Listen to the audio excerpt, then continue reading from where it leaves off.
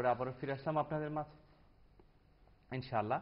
এবার আমরা চেষ্টা করব, আমাদের সাথে যারা অফিয়ারে অনেকে প্রশ্ন রেখেছেন এবং ইমেইলে অনেকগুলো প্রশ্ন এসছে, যেগুলো আমাদের কাছে অনেক বিশাল জমা হয়ে আছে, আমরা চেষ্টা করব সেই প্রশ্নগুলো দেওয়ার জন্য। আমি কলারদেরকে বলবো একটু অপেক্ষা করার জন্য। গত পর্ব পুরোটাই কলারদের জন্য ডেডিকেটেড ছিল। যে প্রিয় ভাই বোনেরা, আপনারা যারাই আমাদের সাথে কথা বলার জন্য কিউতে আছেন, আল্লাহ আপনাদেরকে এই সময়গুলো জান্নাতের উসিলা হিসেবে কবুল করুন, এই দোয়া করছি। শুরু করছি একটি আধুনিক এবং কন্টেম্পোরারি একটি বিষয়, যে বিষয়টি আমাদের অনেকের কিউরিসিটি আছে জানার জন্য। এক বোন অফিয়ারে প্রশ্ন করেছেন, যে 08 নাম্বার যেটা আছে সেখানে উনি রেকর্ড করেছেন।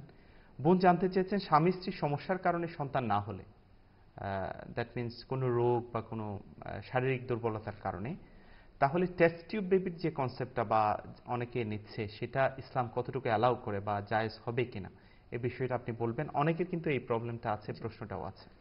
এটা হচ্ছে আসলে খুবই গুরুত্বপূর্ণ এবং আধুনিক একটা বিষয়। বলা যায় যে মেডিকেল সায়েন্সের উন্নতির একটা নতুন ফলক উন্মোচিত হয়েছে এই টেস্ট টিউব বেবির মাধ্যমে। এটার একটা মেডিকেল সায়েন্সের একটা টার্ম হলো আইভিএফ। আইভিএফ সিস্টেম বা টেস্ট টিউব বেবি সিস্টেম, এটা আসলে কি প্রথমে একটু আমরা ব্রিফলি জেনে নিই। একটা ম্যাগাজিন আছে যে আল ওয়াতন মেডিকেল ক্লিনিক ম্যাগাজিন, সেখানে ডক্টর সালিহা নামক একজন গাইনোলজির স্পেশালিস্ট, তিনি বিষয়টাকে খুব সুন্দরভাবে সংক্ষেপে ব্যাখ্যা করেছেন। আসলে টেস্ট টিউব বেবির যে প্রসিডিউর, সিস্টেম, প্রসেস, সেটা কি, সেটা জেনে তারপরে ইসলামের আলোকে এটার বিধানটা আমরা জানব। প্রথম হলো যে যেসব পুরুষ কিংবা নারীর কোনো কারণে বাচ্চা হচ্ছে না, তাদের বাচ্চার সম্ভাবনা তৈরি করার জন্য ডাক্তারি কিছু সিস্টেমকে ফলো করা হয়। প্রথম কাজ, একটা ইনজেকশন দেওয়া হয়। ওই ইনজেকশনের উদ্দেশ্য হলো যে মহিলাদের যে ডিম্বকোষ, এক ডিমের মতো আছে, সেগুলো বেশি পরিমাণে উৎপাদন করার চেষ্টা করা। ওই ইনজেকশনের মাধ্যমে মহিলাদের ডিম্বকোষ থেকে বেশি পরিমাণে ডিম্ব উৎপাদন করার জন্য ওই ইনজেকশনটা দেওয়া হয়। এটা হচ্ছে প্রথম। এরপর ওই ডিমগুলো যখন উৎপাদন হতে থাকে, ডিমগুলো বের হওয়ার আগেই 36 ঘন্টা আগে আরেকটা ইনজেকশন দেওয়া হয় ওই ডিমগুলোকে শক্তিশালী করার জন্য। এটা হচ্ছে মহিলার দিক থেকে এই কাজটা করা হয়। এরপরে পুরুষের যে সিমেন আছে, ধাতু আছে, সেটাকে নেওয়া হয়। নেওয়ার পরে সেখান থেকে প্রায় 1 লক্ষ শুক্র, সেগুলোকে ওই যে মহিলার যে এগ বা ডিম্বকোষ আছে সেগুলোর মধ্যে প্রতিস্থাপন করা হয়। সেগুলো ল্যাবরেটরিতে করা হয়। তাহলে মহিলার ডিম্বকোষ, ডিম্বটা বের করা হয়, আর পুরুষের ধাতু বের করা হয়। সেখান থেকে 1 লক্ষের মতো যে শুক্রকোট আছে সেগুলোকে এক জায়গায় একত্রিত করা হয় ল্যাবরেটরিতে। করার পরে 2-3 দিন সেগুলোকে ল্যাবরেটরিতে রাখা হয়, যাতে করে সেগুলো খুব উৎপাদন হয় এবং একটা আরেকটার সাথে মিশ্রিত হয়। যেটা আল্লাপাক ন্যাচারালি স্বামী এবং স্ত্রীর মিলনের পর করেন, সেটাকে ল্যাবরেটরিতে করা হয়। 2-3 দিন পরে সেটা এমব্রায়ো হয়ে যায়। এমব্রায়ো, কয়েকটা এমব্রায়োতে সেটাকে বিভক্ত করা হয়।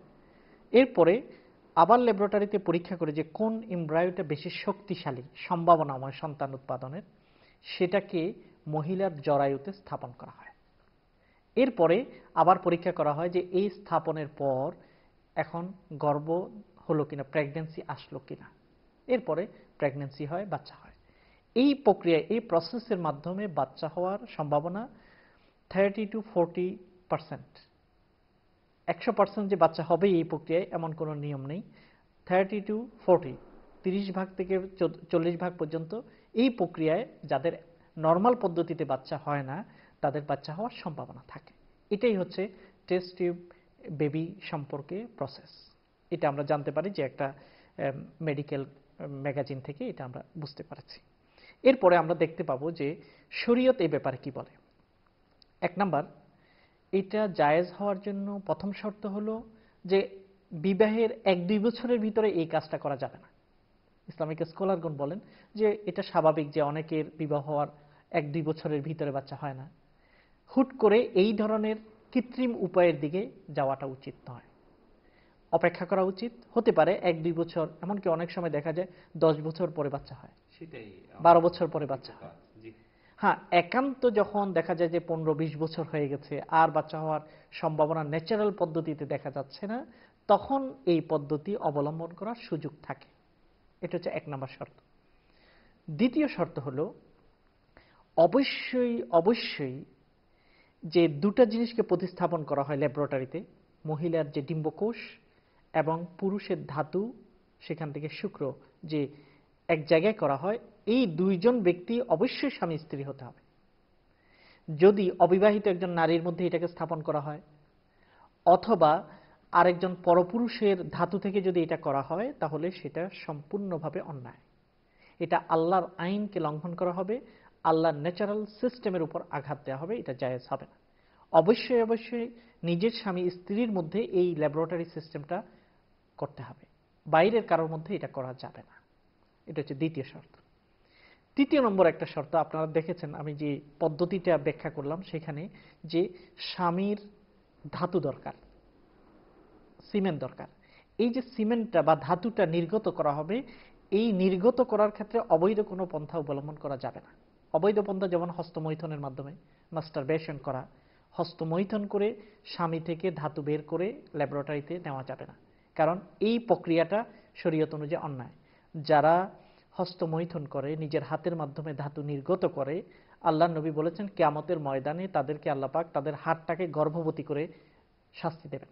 হাতটা গর্ভবতী হবে, লজ্জা পাবে, এই জন্য এই কাজটা করা যাবে না। কিভাবে করতে হবে? যে স্বামী স্ত্রী ন্যাচারাল পদ্ধতিতে তারা মেলামেশা করবেন, তবে স্বামী তার ধাতু বা সিমেন্ট নির্গত তার লজ্জাস্থানে করবেন না, স্ত্রী লজ্জাস্থানে করবেন না, বরং সেটা বাইরে করবেন, সেখান থেকে সেটাকে গ্রহণ করবেন। এটা তৃতীয় নম্বর শর্ত।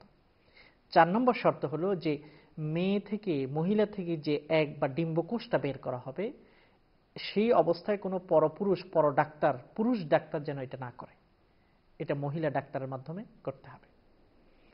এরপরে যে জিনিসটা হলো যে এই পদ্ধতিটা আবার তখনই করা হবে যখন স্বামী স্ত্রী একেবারেই নিরাশ হয়ে গেছে, যে 15 বছর 20 বছর হয়ে গেছে আর বাচ্চা হওয়ার সম্ভাবনা নেই, তখনই তারা এই পদ্ধতির দিকে যেতে পারেন। তাহলে এই মৌলিক শর্তগুলোকে খেয়াল করার পরে তারপরে কেউ যদি টেস্ট টিউব বিবির দিকে যায়, সেটা ইসলামের দৃষ্টিতে অ্যালাউড। সেটা কয়েক বছর বিবাহ হওয়ার পরে সন্তান না দেখে এই পদ্ধতির দিকে যাওয়া ঠিক হবে না। এটাই ইসলামিক স্কলারদের মতামত। আশা করি সিস্টেমটাও আপনাদের বুঝে আসছে, এবং ইসলামের কোন শর্ত পাওয়া গেলে ইসলামের দৃষ্টিতে টেস্ট টিউব বেবি প্রসেস গ্রহণ করা যাবে সেটাও আপনাদের আশা করি বুঝে আসছে।